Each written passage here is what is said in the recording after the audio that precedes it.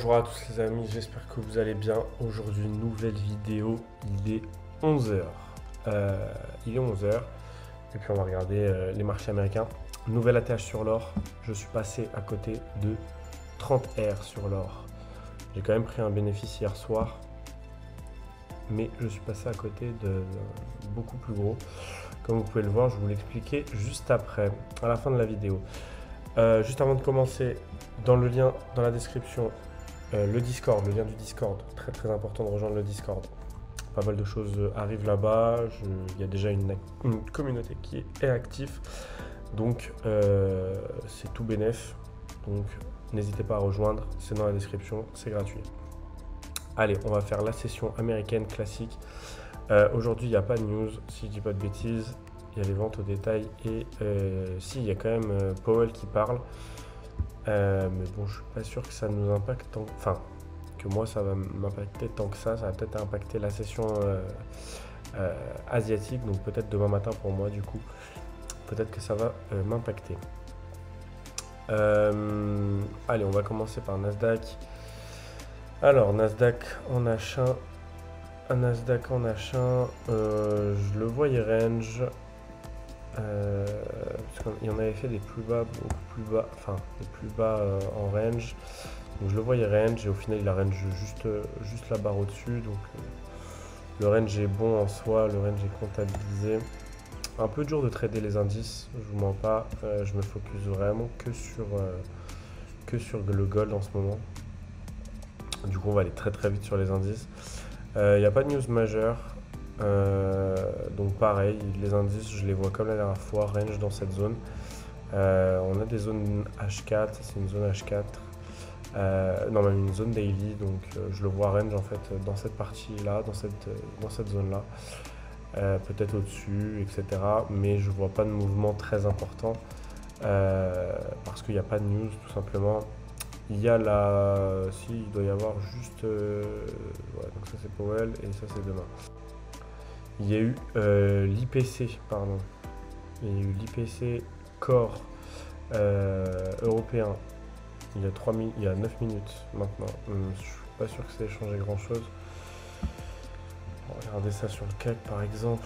Tac, 17 h. Ça c'était hier. Ouais, non, il n'y a rien eu du tout. Enfin, ça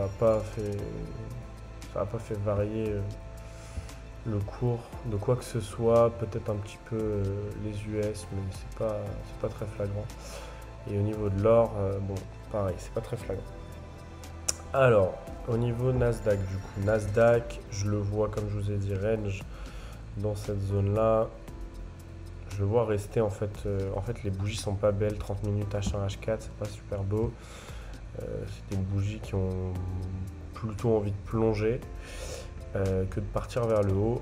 Donc moi je resterai vigilant sur les indices en attendant des bons rebonds, par exemple des rebonds dans cette zone là, 18-118, 18-120, c'est une zone qui a été retestée plusieurs fois sur le Nasdaq par exemple, notamment ici, une zone qui est assez demandée.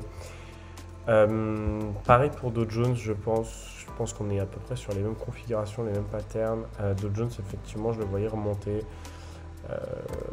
des plus bas toujours plus haut et des plus hauts toujours plus haut. Donc voilà, c'est le principe un peu de l'escalier, hein, c'est-à-dire plus haut, plus bas, plus haut, plus bas, plus haut, mais toujours des plus hauts, toujours plus haut et des plus bas, toujours plus haut.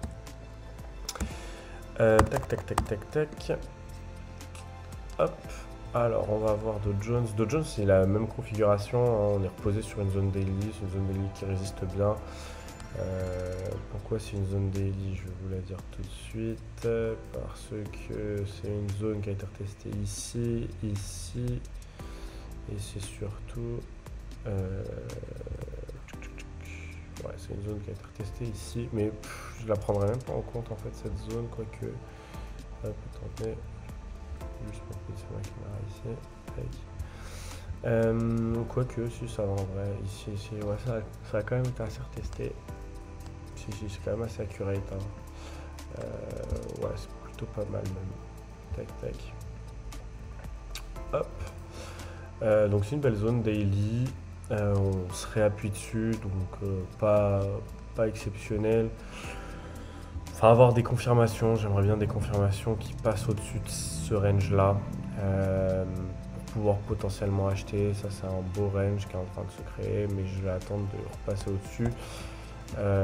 Si ce n'est même passer vraiment au-dessus, peut-être ravaler la perte qu'on a eue la dernière fois. Tout ça, en train de ravaler, on est à 80%, je dirais, d'avoir tout ravalé. Faites voir, hop, parce qu'il y a une perte de 15%. Hop, je vais le mettre là. Ouais, perte de 15%, et puis là on a rattrapé à peine. Tac, tac. Tac. Ouais, ça va, on a rattrapé 10% quand même. On a rattrapé quand même 80-90%, donc c'est pas trop mal. Bon, pourquoi pas repasser au-dessus, ça serait le coup, ça serait le top. Au-dessus de cette zone H4, ça serait des bonnes zones d'achat, je pense. Ici. Ou alors sinon on a toujours cette zone violette là qui tient beaucoup. Donc pourquoi pas redescendre et racheter dans cette zone. Mais tant qu'il est dans ce range, pareil, je vais pas y toucher. Concernant le gold, je suis passé à côté de 30 R. Vous avez bien entendu, 30 R sur le gold. Il était très très tard pour moi. Mais je vais vous expliquer la position, je vais vous expliquer pourquoi je l'ai pris et je vais vous expliquer comment je l'ai pris. Alors, on va se mettre en M5. Donc on avait une belle trendline baissière. Qui a été retestée plusieurs fois avec 5-6 touches. Ici, notamment. Et après dans ce triangle là, il a été retouché beaucoup plus de fois. À l'ouverture, je ne l'ai pas pris. Le gold. Je voulais le prendre en réintégration d'OPR, sauf que la mèche de 5 minutes, elle faisait beaucoup trop de points. Elle faisait de 12 à 19, elle faisait 7 points déjà. Donc je me suis dit, je vais peut-être pas me placer là. C'est pas le top, parce que mon SL sera trop grand. Mettre un SL ici, c'est pas l'idéal. Surtout si je visais juste un 1 pour 1, ça veut dire que je faisais ça, je mettais un SL là, donc derrière, et puis mon 1 pour 1, il aurait été fait là, genre. Il aurait été fait ici, quoi. C'est pas exceptionnel, hein. J'aurais attendu de 16 heures, j'aurais attendu plus de 3 heures. Bon, là, j'ai quand même attendu 2h30 à peu près. Je vais vous expliquer comment. Alors, j'ai pris une première fois l'or ici, en 15 minutes, je crois. Alors, attendez, je vais vous la retrouver, cette position, parce qu'elle est très intéressante à intégrer. Hop, hop.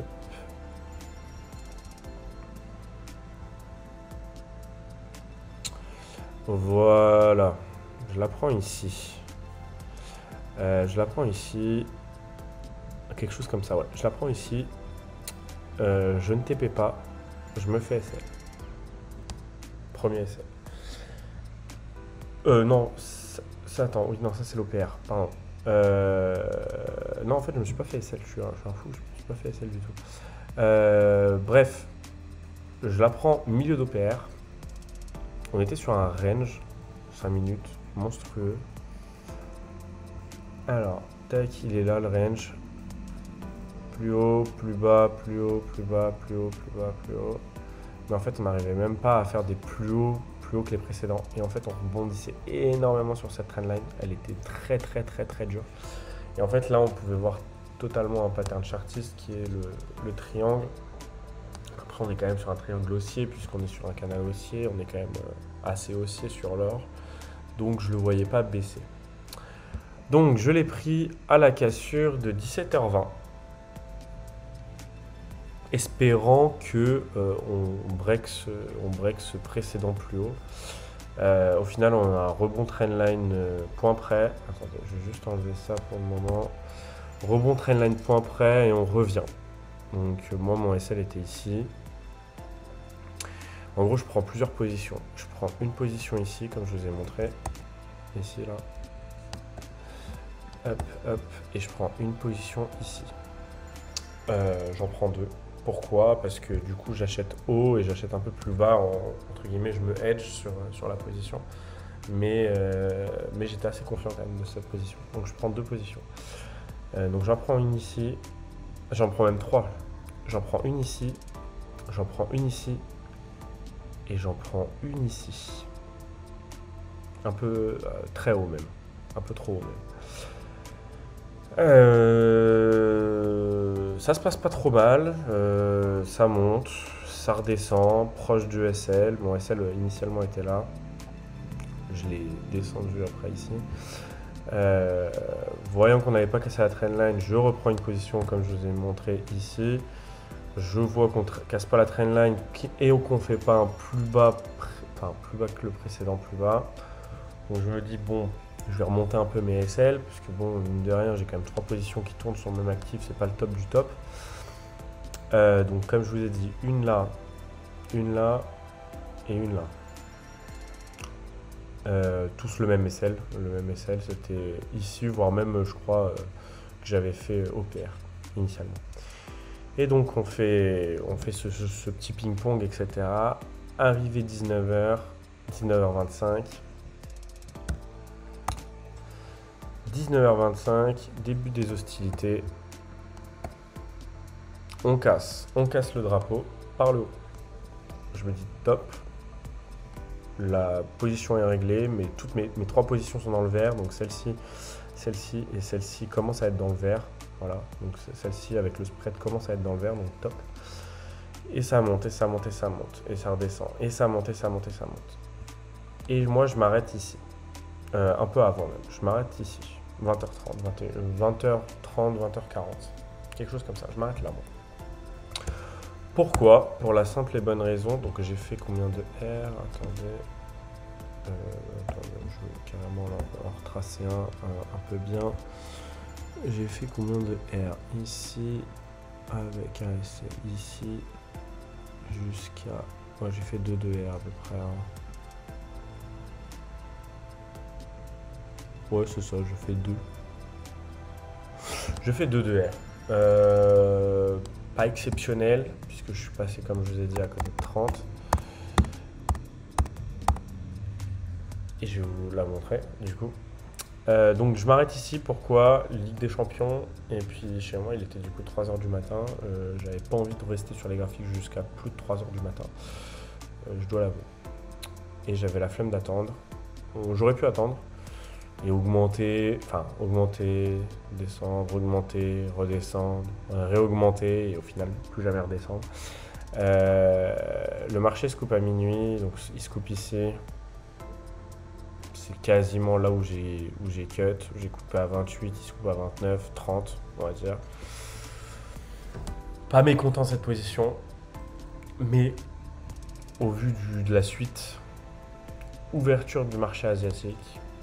Explosion de l'or, on casse les ATH, explosion de l'or, explosion de l'or, explosion de l'or, explosion, jusqu'à 3300. Waouh! Donc l'or est passé initialement de galérer dans un range pourri en M5 autour des 2220 à 3300. Il a pris 80 points.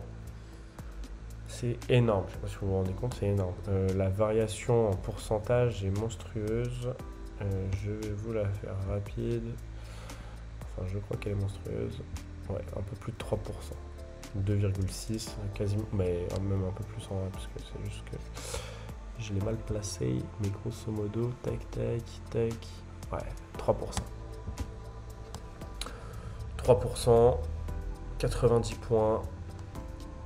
Il y avait de quoi bien manger. Ça faisait 30 R à peu près si on plaçait le SL. Bon, je sais pas. Voilà. Je sais pas où est-ce que j'aurais mis mon SL. Mais ça fait au moins une vingtaine de R quoi. Si j'avais tenu la position tout au long. Voilà, un peu déçu. Au final, je prends que 2 R. J'aurais pu en prendre 10 de plus logique, facile. Mais il était beaucoup trop tard en fait, tout simplement. Je pouvais pas me permettre de rester éveillé toute la nuit, de faire nuit blanche, et voilà, c'était impossible pour moi. Littéralement impossible. Bref, Les prévisions pour l'or. J'aimerais bien le voir redescendre un petit peu, hein, parce que là il a pris une sacrée claque à la hausse. Le DXY il a pris une sacrée claque à la baisse, tant mieux d'ailleurs. Le DXY c'est là où en fait c'est sur cette montée en fait que l'or il nous faisait notre range, tu vois. Et au final, du coup DXY, pattern de retournement, oui et non. J'ai envie de dire qu'en fait on retapait du coup les 100$ ici et que peut-être avec un double top on pouvait prétendre une baisse. L'ouverture asiatique se fait ici à peu près. Ouais, ici, il n'y a pas grand chose d'autre. L'intégration du triangle, au final le DXY a bien baissé. Le DXY j'aimerais bien le voir peut-être remonter un petit peu, ce qui ferait baisser un peu notre or pour pouvoir le racheter ce soir dans de meilleures conditions. Mes zones d'achat sur l'or, elles vont être assez simples, 287, 3287, quelque chose comme ça. Une zone de retest, je dis zone de retest, mais ouais, c'est à peu près ça.